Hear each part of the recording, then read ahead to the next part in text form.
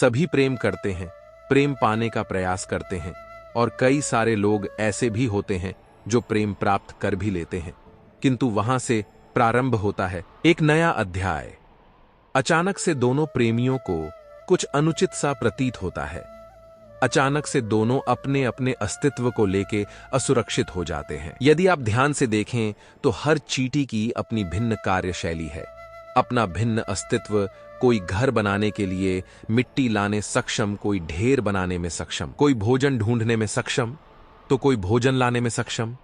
प्रत्येक व्यक्ति का व्यक्तित्व, प्रत्येक व्यक्ति का अस्तित्व भिन्न है, और सत्य कहा जाए तो हर एक व्यक्ति का भिन्न होना ही हमें प्रगति की ओर ले जाता है। सोच, यदि आपको किसी के साथ हाथ मिलाकर चलना है तो आपको आपके सीधे हाथ से उसका उल्टा हाथ पकड़कर आगे चलना होता है। यही नियम है जो इस सृष्टि ने बनाए। भिन्नता, इस भिन्नता को वरदान मानकर चली, इसमें कोई बुराई नहीं। हमारा यह जीवन सुख और दुख, इनका मिश्रण, इनके संयोग से, इनके संतुलन से साधा है। हम इस वृक्ष की पूजा करते हैं क्योंकि वृक्ष अपने स्थान पर अडिग रहता है। इसी प्रकार सुख और दुख हमारे जीवन का अभिन्न अंग है। सुख और दुख हमेशा रहेंगे, इसलिए न कभी सुख के आने पर अभिमान से भर जाए, न कभी दुख के आने पर शोक मनाए, क्योंकि सुख और दुख समय रूपी, जीवन रूपी वृक्ष के फल है। ये आते रहेंगे, जाते रहेंगे। यदि आप किसी को अपने साथ सदा सदा के लिए रखना चाहते हो तो उनसे दूरी समय समय पर आवश्यक है, क्योंकि यह दूरी ही है जिसके कारण आपको आपके साथी के महत्व के विषय में झांत होता है। यह दूरी ही है जिससे आपको और प्रेरणा मिलती है कि उनसे फिर से मिले, इसलिए स्मरण रखिए। दूरियां कदापि बुरी नहीं होती। फल से बीज की यह दूरी ही नए फलों के निर्माण का कारण बनती है। प्रेम की असली परख होती है इन दूरियों से, तो दूरियों से भी प्रेम करें। संसार को प्रेम सिखाने आए, फिर क्यों तुम ही राधा को इतना सताते हो? क्यों वो तुम्हें तंग करती है? क्यों ये नोक झोंक होती है? क्यों ये खींचा था? अब इसका उत्तर मैं कुछ इस प्रकार देना चाहूंगा।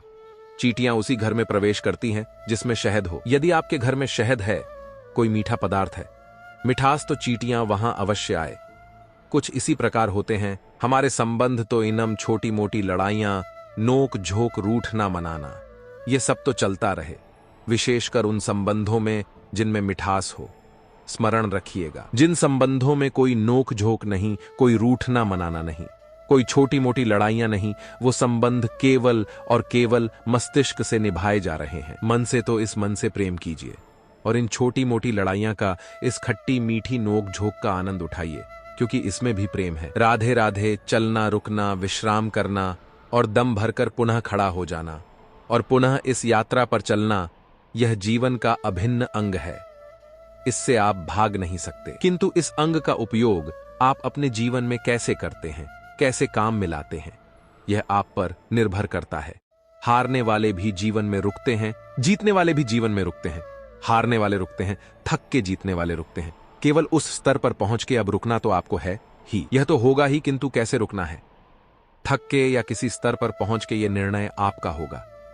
रुकिए भले ही, किंतु थक कर आपको पुण्य उठना होगा, पुण्य यात्रा पर चलना होगा, उस स्तर पर पहुंचना होगा। कर्मों के पीछे उसके भाव से यदि कोई परोपकार करे, किंतु उसके पीछे उसका भाव स्वार्थ का हो, वो परोपकारी मनुष्य अपने आप ही अपना महत्व खो देता है। यदि आपके कर्म के पीछे आपका भाव उचित हो तो श्राप भी वरदान में परिवर्तित हो सकता है। यदि आपके कर्म के पीछे आपका भाव अनुचित हो तो वरदान को श्राप का रूप लेने में अधिक समय नहीं लगता। यह सारा खेल है कमों का। एक दूसरे को क्षमा करना सीखिए, एक दूसरे की गलतियां भूल जाना सीखिए। यदि आप जीवन में प्रसन्नता पाना चाहते तो अपनी प्रसन्नता को पहले सब में बांटना सीखें। यह समाज क्या सोचेगा, मुझे क्या करना चाहिए, मुझे क्या सोचना चाहिए, क्या पहनना चाहिए, क्या होगा, क्या उचित होगा। यदि मैं यह करूं तो उन 4 लोगों को यह तो नहीं लगेगा कि मैं बुरा हूं, जबकि मैं नहीं भय उत्पन्न हो जाता है। इन 4 लोगों के घर इसके कारण हम अपने अंतर मन की पुकार नहीं समझ पाते, ना सुन पाते हैं, ना कह पाते हैं, ना कर पाते। इन 4 लोगों के भय से हम बुराई का विरोध करना छोड़ देते हैं कि कभी स्वयं से पूछे अंततः कौन है। यह 4 लोग संसार में प्रत्येक व्यक्ति का अपना अपना भिन्न भिन्न व्यक्तित्व है, अपनी अपनी विचारधारा है। तो यदि आप यह सोचते हैं कि आप सभी को प्रसन्न रख पाएंगे तो आपसे बहुत बड़ी भूल हो रही है। जीवन में कर्म वो करो जिससे आपका अंतर आत्मा संतुष्ट हो जाए। और अंतरात्मा संतुष्ट केवल तभी होगा जब आपके कर्म शुभ हो। तो अपने मन की पुकार सुनकर इस संसार में शुभ कर्म कीजिए, तभी इस संसार के योगदान में आप सार्थक बनेंगे। यदि भाग्य ही खराब हो तो मीठी नदी का पानी भी खारा बन जाता है। यह बात अनुचित है। हर बात के लिए, हर समस्या के लिए भाग्य को दोष देना अनुचित है। हर अनहोनी का कारण जीवन में भाग्य नहीं हो सकता। कई बार वह हमारी असावधानी भी होती है। सावधान रहना अत्यंत आवश्यक है। हम आने वाले संकट के लिए सावधान नहीं रहते, स्वयं को सज्ज नहीं रखते, और जब अचानक संकट हमारे समक्ष आ जाता है, हम स्वयं को संभाल नहीं पाते। उस परिस्थिति में हम हार जाते हैं। सावधानी अत्यंत आवश्यक है। जब आप किसी अनजान राह पर निकलते हैं तो सर्वप्रथम अपना एक पैर अपनी धरा पर जमाए रखना और दूसरे पैर से आने वाली भूमि का आकलन करना। यह समझदारी, सावधानी का अर्थ है आने वाले भविष्य का आकलन करना। क्योंकि चाहे कुछ भी कर लो, आप भविष्य को तो देख नहीं सकते कि यदि आपके भविष्य में संकट ही लिखा तो आने दीजिए। उस संकट का सामना करने के लिए आप सावधानी की ढाल का तो उपयोग कर सकते हैं। हमारा अहंकार सुख के आगमन में वैभव की उपलब्धि यह बढ़ने लगता है, किंतु जैसे ही संकट का ताप सर चढ़ने लगे, यह अहंकार छोटा हो जाता है। और जब संकट का अंधकार हमें चारों ओर से घेर लेता है, तब यह अहंकार परछाई की भांति लुप्त हो जाता है। तो वैसे भी आपके जीवन में संकट का आगमन आपके अहंकार का नाश कर ही देगा, किंतु इसके लिए संकट की प्रतीक्षा ही क्यों करनी है। इस अभिमान को बढ़ने ही ना दे, उत्पन्न ही ना होने दे, विवेक की डोरी से थामे रखे। इसे देखी मैं श्रेष्ठ, यह मानने में कोई आपत्ति नहीं कि केवल मैं ही श्रेष्ठ हूं और कोई नहीं। मन की योग्य स्थिति केवल समर्पण से निर्मित होती है। समर्पण मनुष्य के अहंकार का नाश करता है। ईर्ष्या, महत्वाकांक्षा आदि भावनाओं को दूर कर हृदय को शांत करता है और मन को एकाग्र करता है। वास्तव में ईश्वर की सृष्टि में ना ज्ञान की मर्यादा है, ना ज्ञानियों की। गुरु दत्तात्रेय ने तो गाय और स्वान से भी ज्ञान प्राप्त कर लिया था, अर्थात विषय ब्रह्म ज्ञान का हो या जीवन के ज्ञान का या गुरुकुल में प्राप्त होने वाले ज्ञान का, उसकी प्राप्ति के लिए गुरु से अधिक महत्व है उस गुरु के प्रति हमारा समर्पण। क्या यह सत्य नहीं? प्रत्येक मनुष्य के जीवन में ऐसा क्षण अवश्य आता है। एक और धर्म होता है और दूसरी ओर सुख। इसी को धर्म संकट कहते हैं। केवल सोच सोच यह सोच ही है जो सच बनकर सामने आती है। संसाधन कभी भी व्यक्ति को सुखी नहीं करते, किंतु सोच व्यक्ति का व्यक्तित्व बनाती है। या तो इन संसाधनों का उपयोग आप इस संसार का नाश करने के लिए करो, या इन संसाधनों का उपयोग आप धार करने के लिए करो। चयन आपका, किंतु मेरा यह मानना, मेरी यह सोच कि क्यों ना इस सोच को प्रेम से मिलाए, क्यों ना इस सोच में प्रेम को लाया जाए, तो कदाचित यह प्रेम ही सच्चाई बनकर आपके सामने आता है। जगत में प्रत्येक व्यक्ति को किसी न किसी प्रकार की निर्बलता अवश्य होती है। जैसे कोई बहुत तेजी से दौड़ नहीं पाता तो कोई अधिक भार नहीं उठा पाता, कोई असाध्य रोग से पीड़ित रहता है तो कोई पढ़े हुए पाठों को स्मरण में नहीं रख पाता। ऐसे अनेकों उदाहरण और भी है। क्या आप ऐसे व्यक्ति को जानते हैं जिसे सब कुछ प्राप्त हो और हम जीवन की उस एक निर्बलता को जीवन का केंद्र मानकर जीते हैं? इस कारणवश हृदय में दुख और असंतोष रहता है। सदा निर्बलता मनुष्य को जन्म से अथवा संजोग से प्राप्त होती है, किंतु उस निर्बलता को मनुष्य का मन अपनी मर्यादा बना लेता है। किंतु कुछ व्यक्ति ऐसे भी होते हैं जो अपने पुरुषार्थ और श्रम से उस निर्बलता को पराजित कर देते हैं। क्या भेद है उनमें और अन्य लोगों में, यह आपने कभी विचार किया है? सरल सा उत्तर है इसका, जो व्यक्ति निर्बलता से पराजित नहीं होता, जो पुरुषार्थ करने का साहस रखता है, हृदय में वो निर्बलता को पार कर जाता है। अर्थात निर्बलता अवश्य ईश्वर देता है, किंतु मर्यादा मनुष्य का मन ही निर्मित करता है। स्वयं विचार कीजिए। भविष्य का दूसरा नाम है संघर्ष। हृदय में आज इच्छा होती है और यदि पूर्ण नहीं हो पाती तो हृदय भविष्य की योजना बनाता है। भविष्य में इच्छा पूर्ण होगी ऐसी कल्पना करता रहता है, किंतु जीवन ना तो भविष्य में है ना अतीत में। जीवन तो इस क्षण का नाम अर्थात इस क्षण का अनुभव ही जीवन का अनुभव है। पर हम यह जानते हुए भी इतना सत्य समझ नहीं पाते। या तो हम बीते हुए समय के स्मरण को घेर कर बैठे रहते हैं, या फिर आने वाले समय के लिए हम योजनाएं बनाते रहते हैं और जीवन बीत जाता है। एक सत्य यदि हम हृदय में उतार लें कि ना हम भविष्य देख सकते हैं, ना ही भविष्य निर्मित कर सकते। हम तो केवल धैर्य और साहस के साथ भविष्य को आलिंगन दे सकते हैं, स्वागत कर सकते हैं। भविष्य का तो क्या, जीवन का हर पल जीवन से नहीं भर जाएगा। स्वयं विचार कीजिए। ज्ञान प्राप्ति सदा ही समर्पण से होती है, यह हम सब जानते हैं, किंतु समर्पण का वास्तविक महत्व क्या है?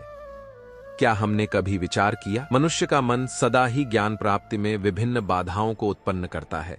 कभी किसी अन्य विद्यार्थी से ईर्ष्या हो जाती है, कभी पढ़ाए हुए पाठों पर संदेह जमता है, और कभी गुरु द्वारा दिया गया दंड मन को अहंकार से भर देता है। आप यह जानते हैं तो यह भी जान लीजिए कि हमारे संबंध इसी प्रकार होते हैं। यदि संबंध में खटास आ जाए तो कितना भी प्रयास कर लो, कोई लाभ नहीं होगा। यदि आप अपने संबंध में सुख का मीठा माखन खाना चाहते हैं तो मन रूपी दूध को फटने ना दे। आप सम्मान पा सकते हैं या तो आप ठोकर खा सकते हैं, चयन आपका होगा। यदि आप अपने भीतर अच्छे विचार जगाकर शुभ कर्म करें, कठिनाइयों में संकटों का सामना करें, स्वयं को और शक्तिशाली बनाएं, सदाचार के मार्ग पर चले, तो देख आप सम्मान अवश्य पाओगे। अन्यथा ठोकर खाने का विकल्प तो आपके पास है। इस संसार में ऐसा कुछ भी नहीं जो सदा के लिए बना रहेगा। जिसका निर्माण हुआ है वह एक ना एक दिन अवश्य टूटे, किंतु इस टूटने का प्रयोग आप कैसे करते हैं यह आप पर निर्भर करता है। आकाश में देखिए, यह मेघ यह भी टूटते हैं, किंतु स्वयं टूटने के साथ वर्षा का निर्माण कर मिट्टी के ढेले टूटते हैं, उपजाऊ मिट्टी का रूप ले लेते हैं।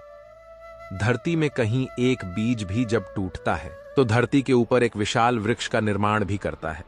यदि जीवन में कुछ टूट जाए तो निराश मत होइएगा, हिम्मत मत हारिए, सकारात्मक दृष्टिकोण से देखिए तो सही सोचिए। नियति ने आपके लिए कदाचित इससे भी अधिक श्रेष्ठ कुछ रखा हो जो भविष्य में आपकी प्रतीक्षा कर सकारात्मकता लाइए। अपने विचारों में फिर देखिए, उत्तम रचना स्वयं होगी। सफलता किसे नहीं चाहिए? हर कोई सफलता के पीछे भागता है, हर कोई सफलता के आने पर उत्सव मनाता है, आनंद बनाता है। किंतु यदि मैं बात करूं असफलता की, तो हर कोई दूर भागता है। कोई नहीं चाहता कि जीवन में असफलता कामना करते हैं कि जीवन में कभी असफलता का सामना ना कर पाए, और जब यह असफलता आती है तो लोग निराश हो जाते हैं, कुछ शोक में डूब जाते हैं, क्योंकि इसकी कोई आवश्यकता नहीं। मुझे झांत है जो मैं कह रहा हूं वह कठिन तनिक सोच बिना असफलता के सफलता का आनंद ही क्या। जब तक दिन भर धूप में खड़े नहीं रहोगे, ताप नहीं सहोगे, तब तक सांझ की मीठी छाया का आनंद कैसे ले पाओगे, उसका महत्व कैसे जान पाओगे? यदि हम संघर्षों से भयभीत ना, सुख की ओर आकर्षित ना, अपने धर्म पर दृढ़ रहे तो ईश्वर का साक्षात्कार दूर नहीं। पवन से युद्ध करने वाला पत्ता यदि पेड़ से गिरता है तो भी आकाश की ओर उठता है। पवन से झुकने वाली घास वहीं भूमि पर रह जाती। अर्थात धर्म संकट से यदि हम संकट को ही टाल सुख तो मिलता है, जीवन बढ़ता है। किंतु क्या चरित्र नहीं टूटता? क्या आत्मा दरिद्र नहीं हो जाती? क्या ईश्वर से अंतर नहीं हो जाता? स्वयं विचार कीजिए। दो व्यक्ति जब निकट आते हैं तो एक दूसरे के लिए सीमाएं और मर्यादा निर्मित करने का प्रयत्न करते हैं। हम यदि सारे संबंधों पर विचार करें तो देखेंगे इन सारे संबंधों का आधार यही सीमाएं हैं जो हम दूसरों के लिए निर्मित करते हैं। और यदि अनजाने में भी कोई अन्य व्यक्ति इन सीमाओं को तोड़ता है तो उसी क्षण हमारा हृदय क्रोध से भर जाता है। इन सीमाओं का वास्तविक रूप क्या है? क्या हमने कभी विचार किया? हम दूसरे व्यक्ति को निर्णय करने की अनुमति नहीं देते, अपना निर्णय उस व्यक्ति पर थोपते, अर्थात किसी की स्वतंत्रता का अस्वीकार करते हैं। और जब स्वतंत्रता का अस्वीकार किया जाता है तो उसका हृदय दुख से भर जाता है, और जब वह सीमाओं को तोड़ता है तो हमारा हृदय क्रोध से भर जाता है। क्या ऐसा नहीं होता? पर यदि एक दूसरे की स्वतंत्रता का सम्मान किया जाए तो किसी मर्यादाओं या सीमाओं की आवश्यकता ही नहीं होती। अर्थात जिस प्रकार स्वीकार किसी संबंध का देह है, क्या वैसे ही स्वतंत्रता किसी संबंध की आत्मा नहीं? स्वयं विचार कीजिए। सबके जीवन में ऐसा प्रसंग अवश्य आता है कि सत्य कहने का निश्चय होता है हृदय में, किंतु मुख से सत्य निकल नहीं पाता। कोई भय मन को घेर लेता है, किसी घटना अथवा प्रसंग के बारे में बात करना, या फिर स्वयं से कोई भूल हो जाए उसके बारे में कुछ बोलना। क्या यह सत्य है? यह सत्य क्या है? क्या हमने कभी विचार किया है? जब भय रहते हुए भी कोई तथ्य बोलता है तो वो सत्य कहलाता है। वास्तव में सत्य कुछ और नहीं, केवल निर्भयता का दूसरा नाम। और निर्भय होने का कोई समय नहीं होता, क्योंकि निर्भयता आत्मा का स्वभाव है। अर्थात क्या प्रत्येक क्षण सत्य बोलने का क्षण नहीं होता? स्वयं विचार श्रेष्ठता का क्या अर्थ है? श्रेष्ठता का अर्थ है दूसरों से अधिक ज्ञान प्राप्त करना। अर्थात मूल्य इस बात का नहीं कि स्वयं कितना ज्ञान प्राप्त किया, मूल्य इस बात का है कि प्राप्त किया हुआ ज्ञान अन्य लोगों से कितना अधिक है। अर्थात श्रेष्ठता की इच्छा ज्ञान प्राप्ति को भी एक स्पर्धा बना देती है, और स्पर्धा में विजय अंतिम कब होती है? कुछ समय के लिए तो श्रेष्ठ बना जा सकता है, किंतु सदा के लिए कोई श्रेष्ठ नहीं रह पाता। फिर वही असंतोष, पीड़ा और संघर्ष जन्म लेता है। किंतु श्रेष्ठ बनने के बदले यदि उत्तम बनने का प्रयत्न करें तो क्या होगा? उत्तम का अर्थ है कि जितना प्राप्त करने योग्य है वह सब प्राप्त करना, किसी से अधिक पाने की इच्छा से नहीं, मात्र आत्मा की तृप्ति हेतु कुछ प्राप्त करना। उत्तम के मार्ग पर किसी अन्य से स्पर्धा नहीं होती, स्वयं अपने आप से स्पर्धा होती है। अर्थात उत्तम बनने का प्रयत्न करने वाले को देर बेर सारा ज्ञान प्राप्त हो जाता है, बिना प्रयत्न के ही वह श्रेष्ठ बन जाता है। किंतु जो श्रेष्ठ बनने का प्रयत्न करता है वह श्रेष्ठ बने या ना बने, उत्तम कभी नहीं बन पाता। दोस्तों, आज की यह जानकारी आपको कैसी लगी हमें कमेंट में जरूर बताएं। यदि आप हमारे इस दिव्य गीता चैनल पर नए हैं तो हमारे चैनल को सब्सक्राइब करें, जिससे आपको आने वाली अगली वीडियो भी देखने को मिले। जय श्री कृष्णा। धन्यवाद।